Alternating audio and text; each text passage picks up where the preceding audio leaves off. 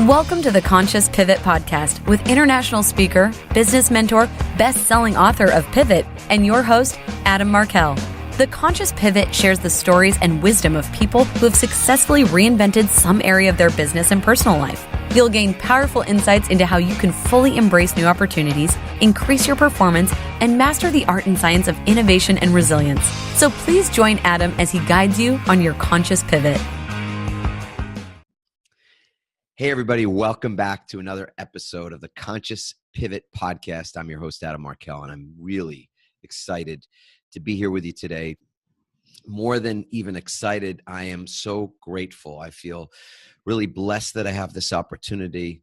I don't think there's ever a day or a minute of the day that isn't made better by presence, by my becoming present to how grateful I am simply to be breathing and alive.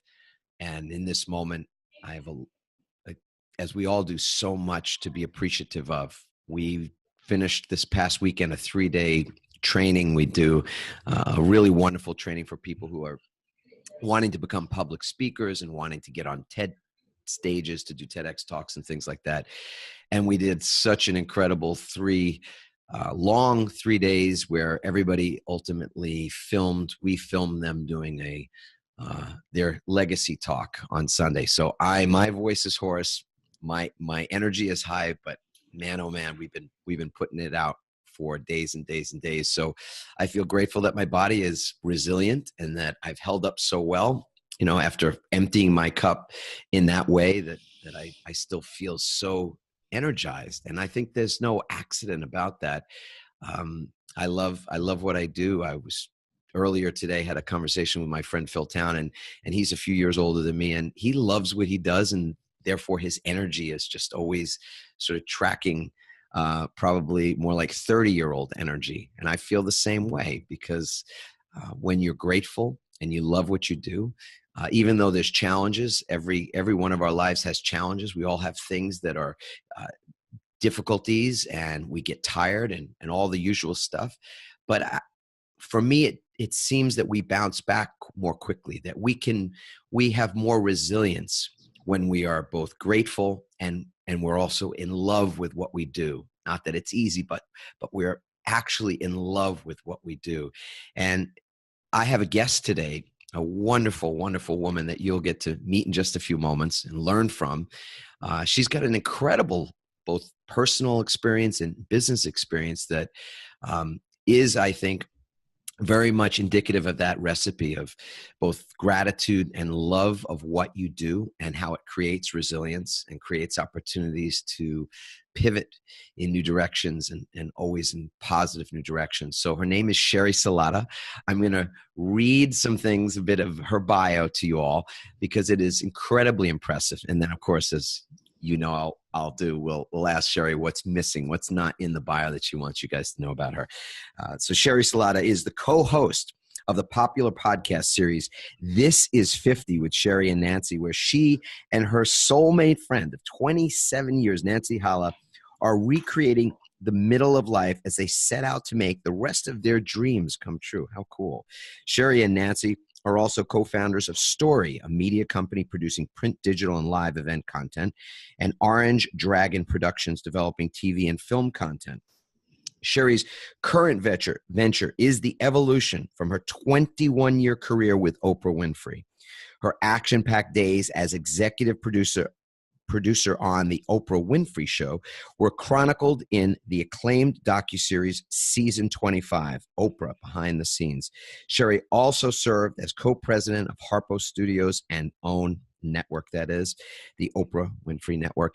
And Sheri, it is just a pleasure to have you with us. And that is a bio that most people would sort of die for, I suppose. I mean, I don't know how else to put it, but people would love to have that be their legacy. And yet, as great as that is, I want to ask you, what's not being stated there that you want folks to know. And at the same time, I also want to state this too, that while that's a bio that a lot of people would live their lives to have, you are continuing to evolve and pivot into amazing new adventures. And you are so not settled or satisfied or ready to rest on that amazing bio. So first of all, welcome to the Conscious Pivot podcast. Thank you for being here today. Adam, I am so honored that you are asking me. Thank you. I'm happy to be here. Way cool. So let's start with that question about what isn't in the bio that you'd love for people to know about Sheri?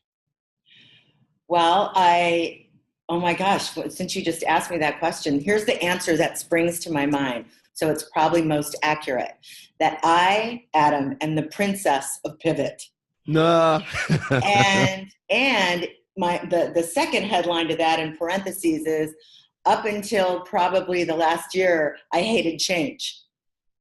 So being the princess of pivot for most of my life with some essential pivots, and being a person who resisted change, that was a very interesting energetic dynamic going on within me as I marched through my life.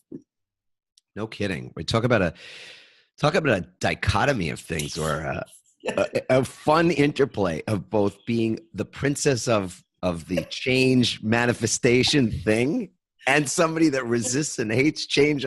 Exactly. Wow. Exactly. Right. So that creates a bit of an energetic swirl. And, I have some insight and perspective that's very helpful for me about that now. But, I can look back and see that I often used misery as my compass. I'm a Midwestern girl. I was raised in Chicago. I have those Midwestern lunch pail to work, punch in the time clock, and give 10,000% of yourself kind of DNA. So I would often be in the wrong job and giving, and not thinking about, wow, I need to pivot here.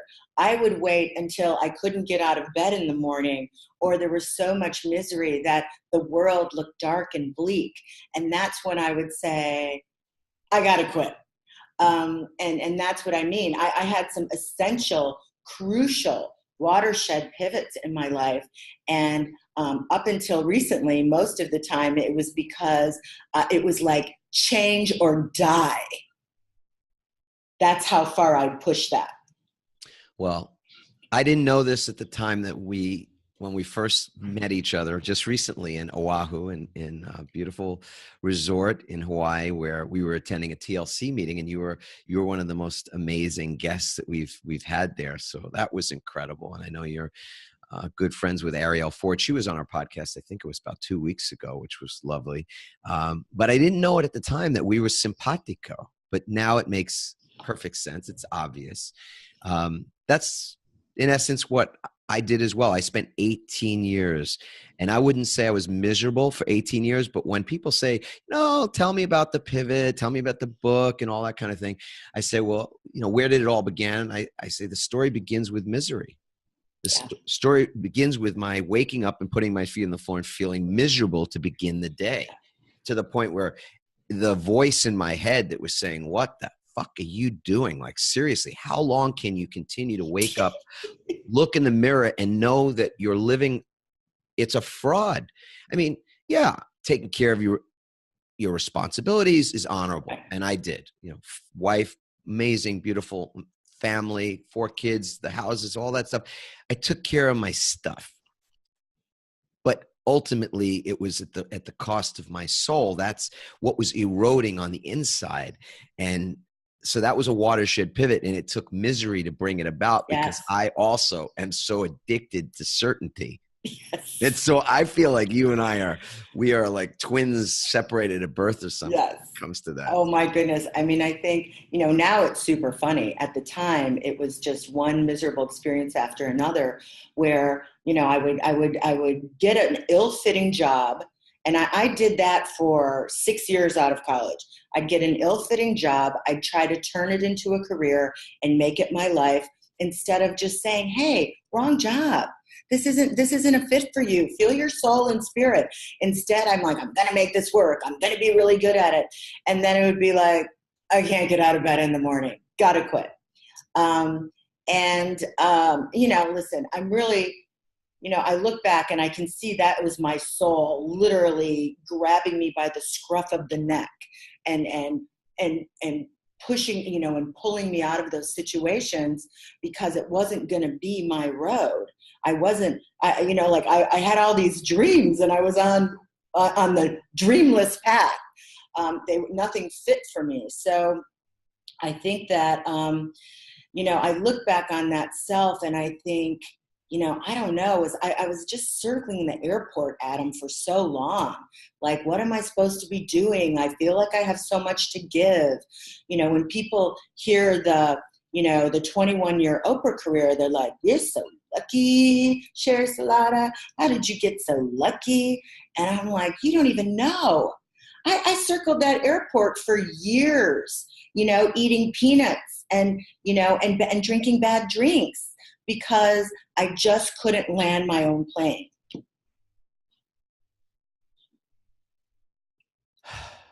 I'm breathing on that one because A, it's close to home for me, and B, I'm so thinking true. How many other people are out there right now circling, yeah, waiting for the landing instructions, waiting to get either running out of gas, worried they're going to, we'll stick with this analogy for a moment, but you think about it, we've all been in planes that have circled, due to weather or what not. And it's like to just be given permission to land. And that permission is granted by us. We know that. yes. In the situation we're at, not that we are any smarter than anybody else. I won't speak for you. You're a smart cookie. I will stick to myself. I'm not smarter than anybody else, but I have learned some things. That's one of the privileges of being around long enough, making enough mistakes and all that kind of thing. I've learned a few things. And there's no question that one of those things I've learned is that we give ourselves permission. In fact, we had somebody had an incredible breakthrough this weekend at our event because forever and ever and ever, her biggest issue is that she doesn't give herself permission. Wow. To, in this instance, for example, land her plane and then take off again. Who's to say how many times we're supposed to be able to land and take off and land and take off. So why don't we let's go back a little ways, since that is, let's call it a pattern. You had a pattern. Yes. And at a certain point, maybe the pattern has broken, maybe it hasn't, but your sort of go crash, or the go can't get out of bed, job, Right. can't get out of bed, was a bit of that program, work hard, Midwest, work ethic. So start us back a ways, and then obviously want to get into where it is you ended up at the Oprah show and where you started there, and let's take a little journey together. Well, I would start by saying I didn't take my own life very seriously. I was lucky enough that I had parents who were willing to pay for my 4 years in college. It was totally assumed I would go. It wasn't like I was going to be doing something else besides going. But I didn't take my own life seriously. I wanted a great business card. I wanted the kind of career that would be admired. I wanted to feel significant, but I really wasn't willing to put the pieces in place. So, upon graduating, I decided on a lark to move to Dallas, Texas, which was not a great decision for me. I knew nobody. I had no contacts or connections, and I didn't have a job. So, right about the time where all the graduates are going into training programs, I'm at the employment agency and they're telling me that there's a job opening typing legal descriptions at a title company. And I need money now, so I take it. And then I try to turn that into law school. My dad puts the kibosh on that. Then somebody says, well, my brother has a toy store. You could be in the management program. Well, that sounded fancy. So off I went and did that. And, it wasn't fancy. And, I definitely liked managing people, but I could feel it wasn't my calling. But there I go on to the next toy store, and now I'm higher up. And I'm trying to figure out how I'm going to make a life of it. And then someone comes along and says, hey, there's this 7-Eleven company here in Dallas, and you'd be really great in their management training program. Well, that sounds fancy. That sounds substantive. That sounds something like I can call my dad and he's going to say, good for you. You've got benefits and insurance and a 401k. So, but I didn't realize the training program actually began by being in a 7-Eleven store and running it. So that was a time of great personal growth for me, as I really got to, there was a part of it that felt kind of humiliating for me. I had a college degree and I'm putting on a smock every day and sweeping the parking lot and emptying Slurpee machines. And that was, it was kind of like adding layers to my life experience and meeting super interesting people. But also getting very clear that where are you going here? Where are you going here? I ultimately was given then 8 7-Eleven stores to run, which was a whole lot of work and really challenging. And then as they were getting ready to promote me to the big fancy job that I really secretly wanted, I woke up one day and realized I needed to quit and move home. That you are going to be 60 someday, sitting in this glass tower at a desk made out of, what is that, preform wood, pressed wood, and with your pictures on your desk, and you are going to say, what in the world? How did I end up here? It's not, this is not my creative touch point with the universe. This is not what I'm supposed to be doing. So that was a huge pivot. And it was, I would say it was kind of based on misery, but it was based on anticipating the future misery. Right. Like 33 years from now, you're going to be so mad at yourself that you didn't get this right. So, listen, at 27, when all the other kids are, buying houses and stuff, and I'm living in the basement of my parents' house, of course I felt like a big, huge failure. I move on from that. I get a really lucky break and I become a secretary, which is what it was called at the time, at an ad agency. And it's a big break for me. It was by my best friend's fiance, who was an executive producer. And I clicked in. I'm like, I don't know if this is it, but I know this producing thing I've been producing since I was 5 years old, bossing people around and creating plays and songs. And, my first cousins literally run when they see me coming, even to this day. But I could feel like, okay, I'm on this treasure hunt. Okay, I found some jewels. Okay, so we're in the territory. We're in the space. Somewhere here is You're getting warmer. Getting warmer. Yeah. And so off I spent years. I did, ham commercials. I did Six Flag commercials. I did hairspray commercials. And I felt, there was an external fanciness in that I'd have to go off to Hollywood and for a big shoot. And I got to use all that creative Hollywood-like language. But, after a while, that ran thin for me. And I began to know that if I did not have meaning attached to this wonderful creative process and these creative tasks that I had been trained in, that it was going to be like everything else. You're not going to be able to get out of bed. You're going to be super miserable.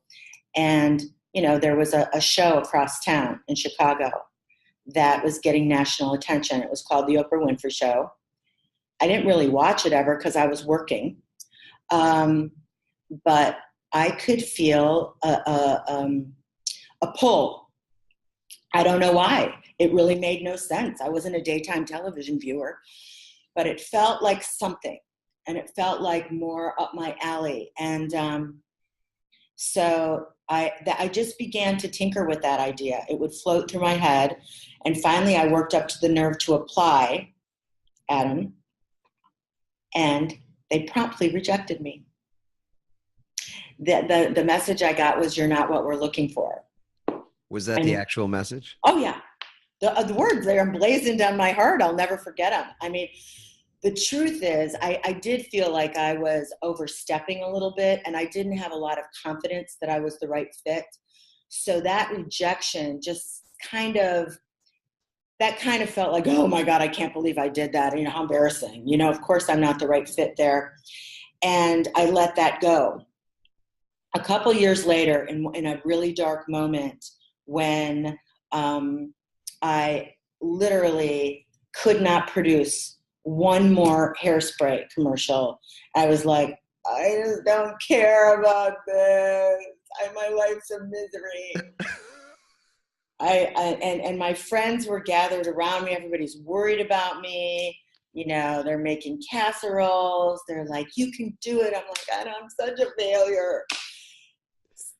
I come home to a message on my answering machine, and a woman says, we were cleaning out an old closet here at the Oprah show. We found your resume. Please come in for an interview. And that was the beginning. Wow. And I was 35 years old in an entry-level position at entry-level money. And I felt like I had won the power lotto because I could feel in every cell of my body, I'm doing what I'm supposed to be doing. I'm where I'm supposed to be. And I don't care how junior, you know, my position here is, and everybody who's in senior roles is younger than me. I don't care. This is it. This is where I'm supposed to be. Wow. So there's a entry point here, 35, yeah. But it feels right. And you end up an EP at the show and a lot. I do. There's a lot of distance, but shocking. Nobody wait a minute, hold on. Made it to the show. It was Sheri, I got to ask you, when you say shocking, it's like, it's a trigger word for me. Yeah. And our folks know this. I want you to say shocking in your best English accent, please. Shocking. It's shocking. It's shocking. You remember Faulty Towers? Oh, I was not a Faulty Towers. That feels like a guy show. All right. It's silliness. It's total silliness. It's English humor, which is probably more. Oh my God. More of what we're talking about. Talk about shocking. It's shocking. Everybody was shocked. You got to say it like, you know. It's shocking. So it was shocking. It's shocking. But what's the journey? Give us a sense of that. What does it look like to go from entry level? Yeah. And you're 35 and you're entry level to becoming the EP of the show. And then ultimately the evolution leads you to even beyond that, to be co-president of Harpo Studios. Just give us that. Well, I will say this. I was given, from like the first month I was there, my old boss gave me the most valuable piece of advice that is literally the basis of what happened over the next 20 years. And he said, don't be worried about your next job or your promotion or where you want to end up there. You're in a special moment in time where you're surrounded by opportunity. Just do the job in front of you really, really well. Just now my Midwestern ethics kick in. Just do the job you have and do it really, really well. And don't worry about what's next. And don't worry about and not always the right advice for everybody. But for me at that time, because you're so close to dazzling in a company with Oprah and the Oprah Winfrey phenomenon, that advice served me really well, because really I only cared about what I was doing. I never looked ahead. I never expected to be promoted. I never expected to one day run the show. In the end, focusing on what I was doing was really about deciding just to be love. I just loved it. Yeah. I just loved it. And I wanted to give my best. I loved it enough to want to give my best in every moment in whatever I was asked to do. Yeah, there are people that are listening to this and watching, some folks watching on YouTube right now as well, who are stopping to find a pen or take out another device and write this down. And it deserves writing down. It deserves saving. And yet it's so simple and profound at the same time. I mean, this has been my own experience, that when you handle what's in front of you, just what's in front of you, and you do it with love and to be love. I so appreciate that you put that in there, because this is an element of every, it's an element of what brings us joy, personal joy, and what creates professional joy is to love. I mean, it's where we started, on some level, where we started the show even, was this idea of loving what you do and loving it enough to be present with it. So you're not 3 steps ahead. You're not manipulating to create some road to a higher, some higher thing in the business, or sabotaging someone else, or playing the political games that get played to jockey for a new position. You just were present in the position you were at, loving what you were doing, putting 100% of you into it. And then, as we know, other people, they peel off. I mean, that's my experience. People just sort of peel off to the left. They peel off to the right. It's not their mission. It's not their purpose, or they sabotage themselves, or whatever happens. And then lo and behold, you're here, and then you're one step further, and then you're one step further, one step further. Was there anything else that was pivotal that happened during that career time? And what time frame are we talking about between getting into the show and becoming the Yeah. So I was a promo producer for 8 years. So I started in 95. So that would have been about 8 years later. That would have been like 2003. And we sunsetted the show in 2011. I was EP for 5 years. So from 2003 to 2006, that was kind of like a rapid ascension of service, to the show and to Oprah and to the EPs that were in position. I think, what I want to say about that is I had a little bit of a luxury of going into that, first of all, being willing to go into that entry-level position at 35 years old. I know nobody else in my life who would have done that, who would have given up a 401k, a salary you've built for a number of years because you know that what you're doing is not your dream. And so I am the living proof that kind of boldness is rewarded. And I knew it then at the time. For all the other mistakes I made, and I made a ton of them, I knew that what they were going to pay me and what that level was, it did not matter. That was the least of it. And I knew that all of that would come around in good time. But I think the real gift that I had at 35 that some of the younger people didn't totally understand is I had had some jobs. I knew what it was like out there, working for companies and kind of being, your life experience, your day in and day out is kind of at the whim of others. So I was able to bring, because of where I'd come from, such a deep reverence and appreciation, and realizing that, I think people make a mistake when they feel they get into a position at work and they start feeling entitled, because being paid and being asked to join someone else's mission, that's a privilege. That isn't just I deserve it. It's a privilege. It's a privilege to be employed by somebody. And, I had such appreciation for that privilege that it kind of informed my energy around it. Yes.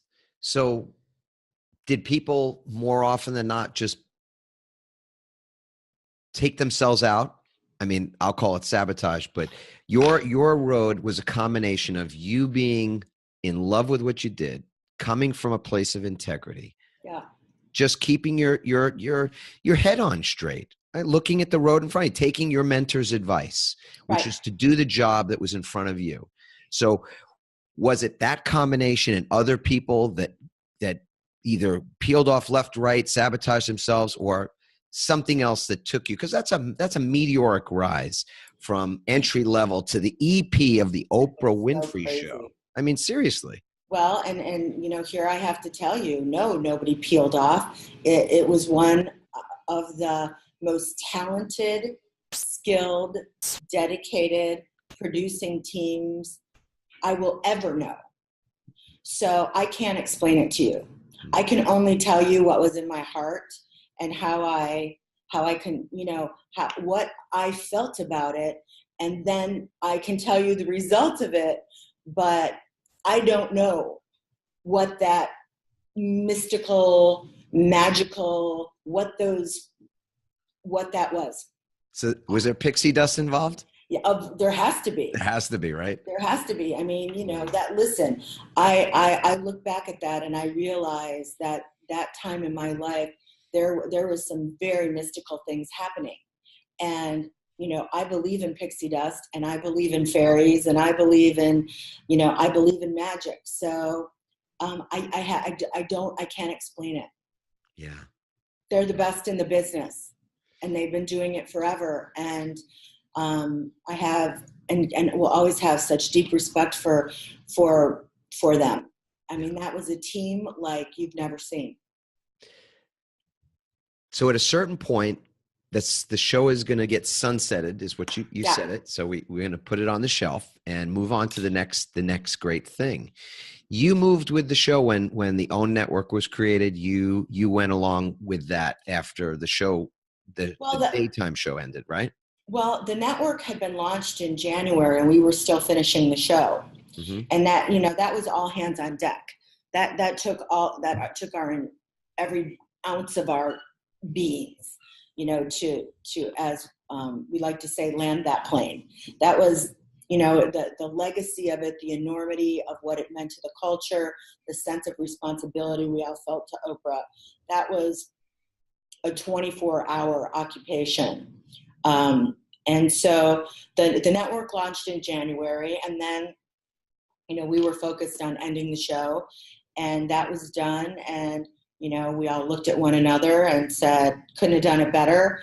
And thank you, Oprah. And yes, then the vice president at the time, Eric Logan, and I, we were the presidents of Harpo, I think, we went out to LA to see if we could help out. So if we could help Oprah out, if we could, kind of try to infuse,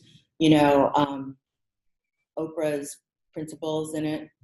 And, it was a completely different business, really hard, completely different from, Harpo and the little world that we've created. It was tough. And it was like, learning on your feet as you need to get things done really fast. And, it's,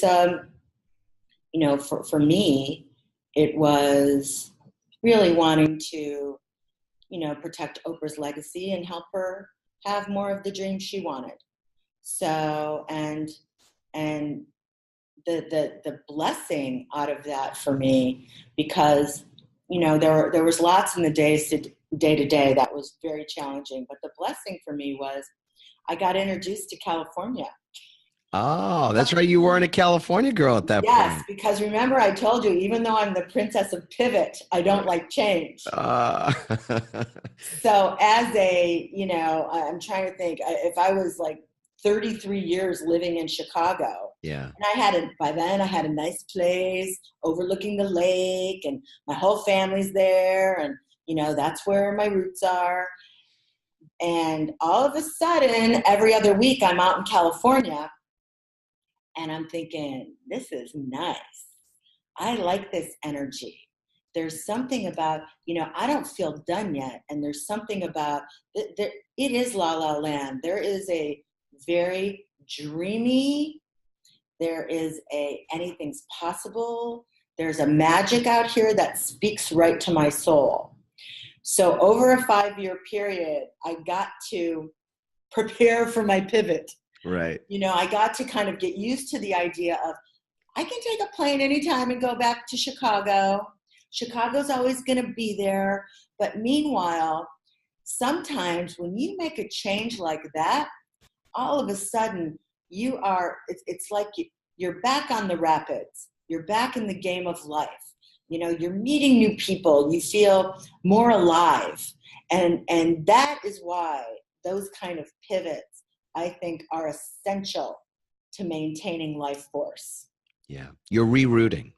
And that rooting process is beautiful. It's gorgeous. Yes. And it's also scary. I mean, our pivot involved 6 years ago now. It's hard to believe it, but it's more than 6 years ago at this point. We uprooted the kids and everything. I closed down a law practice that had existed for 18 years and everything else. And our family's all still on the East Coast, although a whole bunch of friends, because this is the thing with West Coast people, their whole mission, or say their whole mission, but maybe that's funnier. It is our whole mission to get everybody that we ever knew and everybody we love that still lives in the cold and still lives on the East Coast or in the Midwest to move out here. Like this is our entire life's mission now. Yeah, I mean, It's to move people out I here. feel like, that story that people would tell about how superficial everybody in LA is. I think that is a tale to keep you from moving out there. Oh, it's crap. Because it's great. Garbage. Yeah. It's great. So anyway. People are people no matter where we live. That's for sure. But so 5 years goes by. You're doing the commuting thing, and at some point you decide to move out and live and where you live currently in LA. Yeah.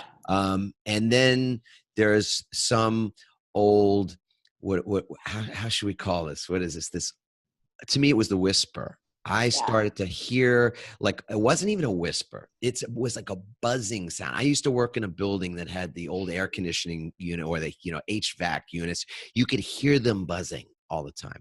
I would wake up and I would hear this sound. It was like this little sound that says, like, what are you doing?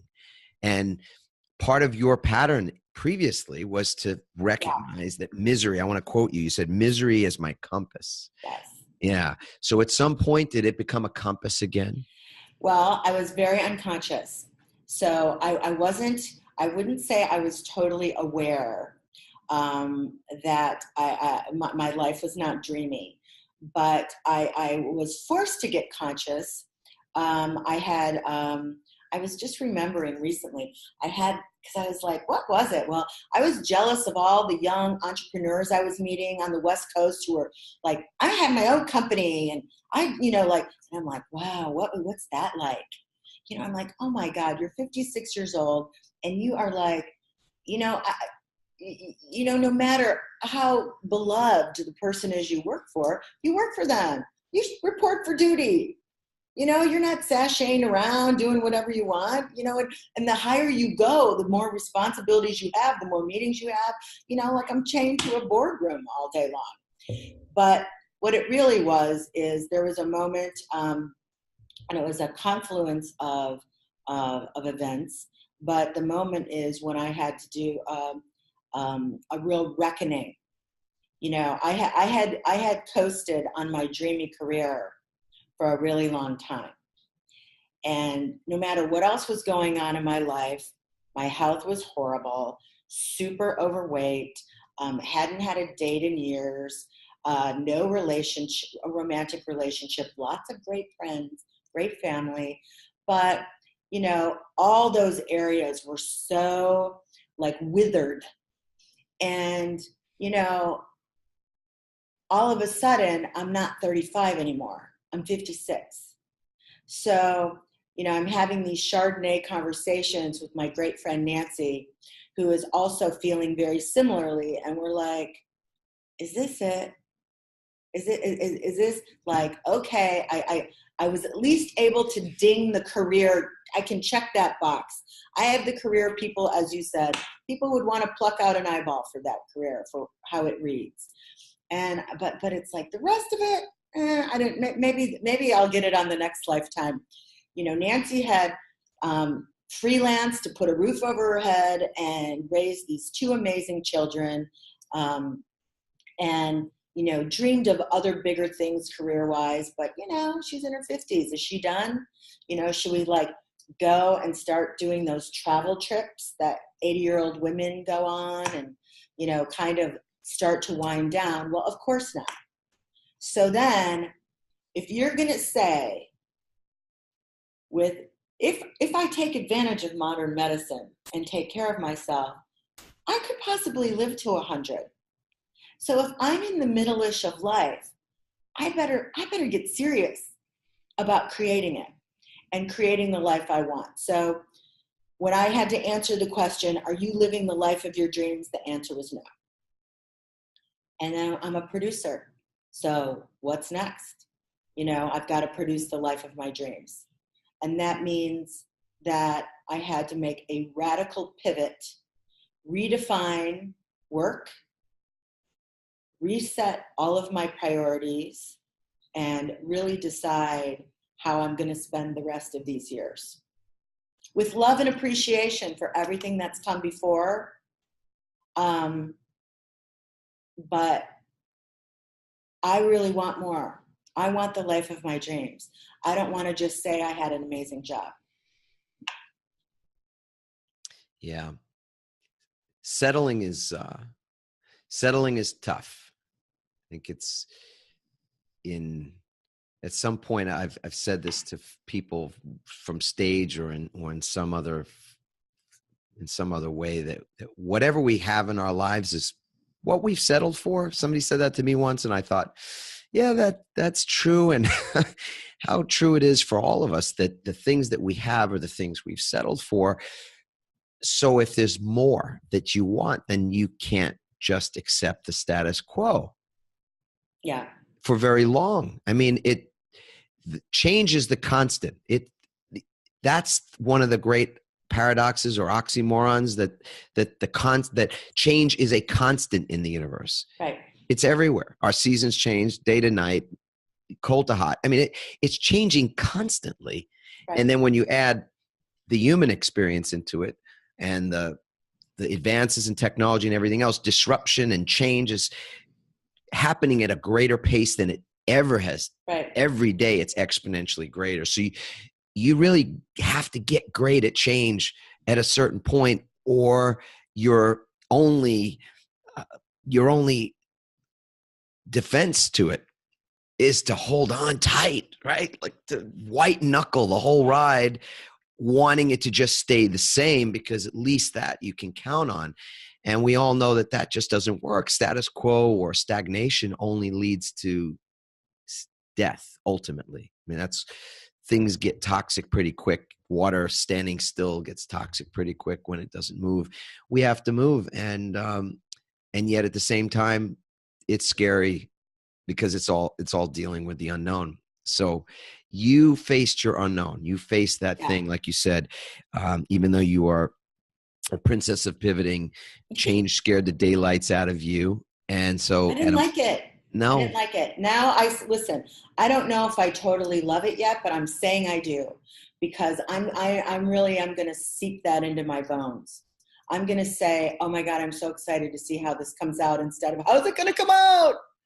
Yeah. I'm so excited to see what I create next instead of what am I going to do? Tell us about what you're up to. It's the story. Yeah. So, this podcast world is a crackerjack surprise to me. Coming from spending my career in TV, it is so delicious and engaging, and in this new world of content where we are literally becoming our own individual networks and cherry picking what we wish to consume. I just find it so specialized and uplifting, and you can really create amazing learning and energetic content from the podcast world. So I'm loving doing our podcast. This is 50 with Sheri and Nancy. We're having a ball with that. I'm right now, as we speak, I am in the midst of, I'm not going to say finishing because that wouldn't be totally truthful, but I'm in the midst of a book that's about this experience I'm having where my last and final pivot, well, I shouldn't say that. My latest pivot is that the only work I need to do is the radical self-care that I'm committed to day in and day out for every breath that I breathe for the rest of my life. That's what I'm up to. I'll tell you, it is such an important topic, and I speak about it so much. It's so redundant, and I never get bored. I am never bored of it, and I'm hoping as I say this, I'm having kind of a little moment inside where I'm thinking to myself, are the people listening to this right now going, oh yeah, I wish he would not mention this every single time. But it is so important that we get how we create resilience. Resilience is what allows us to have new chapters. The pivots that we have in the future are the result of our ability to be around in the future. So I get it now, Adam. Care of yourself is the key. Yes, you are now preaching to the choir, because there was a time I would have said I was doing it because I love to talk about all those things. But I now, like already, we're speaking early in the morning, and I have already done half a dozen things that are really a part of my daily ritual and routine that really contribute to the quality of life, the dreamy life I want to live. And I make sure that does not get swept aside because I have a big call or an interview or a meeting or an appointment, or I really should get some social posts out. That comes first before anything else. I never could say that in the past. So what are the non-negotiable aspects of your morning ritual? Because this is where people, I think, would love to learn something. Yep. Meditation. I will confess that I've talked about it more than I've done it. If you look at the total minutes of my life, I love talking about meditation, but I will say in the last many months here in my dream quest, I'm a TM meditator. So twice a day, without fail, 20 minutes, and it changes everything. So there's that. I called my dad because I have an area of friends and family that I just want to make sure I'm consciously touching every day. So I just kind of think about, I don't want that feeling of I really should. I feel like that's a stressful feeling. I think that's unproductive energy. So I take the bull by the horns, and I just kind of look through the different areas that matter to me in my life and say, have I meditated? Did I read something spiritual? I might do a little chant. I'm going to have a healthy smoothie. I'm going to do a little daydreaming in my day, just kind of like vision questing a little bit, and kind of, juice that energy of creation and possibility. I'm going to connect with somebody in my life that matters to me. I'm going to do, I'm still calling my soulmate love in. So I do a little daydreaming about him and, how I'm going to feel in that relationship. And those are now my non-negotiable ritual. And after that, I'll do a conference call. I'll do some other things that are meetings or furthering, creativity and innovation. But that is not my first priority. Yeah. Well, I am so appreciative that you've shared that with us. Yeah. I can tell you that the next pivot, which is the next book for us, is called The Next Pivot, is it's an exploration of exactly what you're up to. So I think this is an invitation for us to play in that arena. I'd love to interview you and have this be a bit Fantastic. of a case study on it, because it's really Love key. it. I've enjoyed our conversation so much. I know I am only in a minority of those that are either sitting in their car or on the treadmill or wherever they're consuming this, which is so cool. Probably some people at work as well. and hopefully it's juiced them. I love your language. I love the way that you put words together, and your presence, which has been just divine and a real gift to us today, Sheri. So thank you for being on the show. Thanks, Adam. I really, really enjoyed it. Yeah, so wonderful. I want to bookend the conversation as we always do. So we started with gratitude, and we will, there's no ending. This is just a continuous beginning. So I want to share with all of you what my hope is, my prayer and my hope and my wish. And I get to do this because I have this microphone in front of me, which gives me this wonderful ability to express an intention and set it out into the ether for you, for all of you, for you, Sheri, for myself as well, that tomorrow we get to wake up just like we did today. What a blessing. What an incredible gift that we get to wake up. And my prayer is that we all get to wake up a little bit more tomorrow than we even were today. That is to wake ourselves up physically, mentally, emotionally, even spiritually, that we're a little more conscious. And if we can do that, if we can simply be a little more conscious tomorrow than we were today, we're doing something really right in our lives. The trajectory for our lives is in a really great direction. And in that moment when we are taking that breath, we know that there's things going on in our lives. Not everything is something that we are embracing at that moment. And yet, taking that breath, you can be aware that other people in that very same moment are taking their very last breath in that moment that you're taking your first conscious breath of the day. And also there are babies being born who are taking their first breath. So that moment is sacred in so many ways. At a minimum, it is something to be grateful for. So the three parts to my morning ritual that take a few minutes, that's all it is to wake up. Yay. Thank you. Thank you. Thank you. I am in gratitude. And then from your bed, if you want, or when you hit the floor, it's, I love my life. I love my life. Declare out loud, I love my life. That is my solemn wish.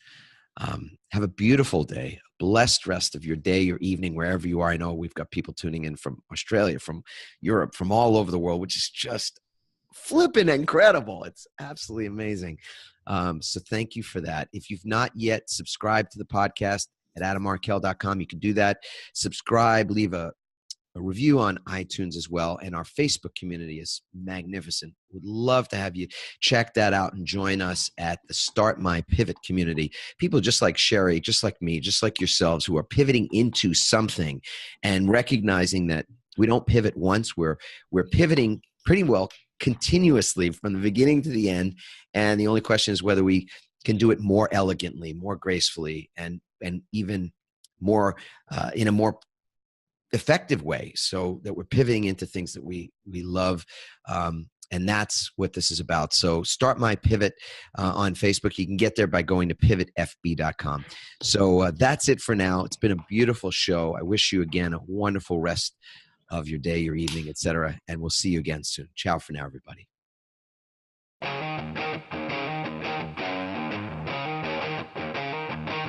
Thanks for listening, everyone. We hope you now have the tools and greater insights to navigate your own pivot. Help us inspire others by sharing this episode and leaving your comments over at adammarkel.com/podcasts. For more tips, strategies, and support as you consciously pivot into a new business and lifestyle you love, join our Pivot community on Facebook at pivotfb.com.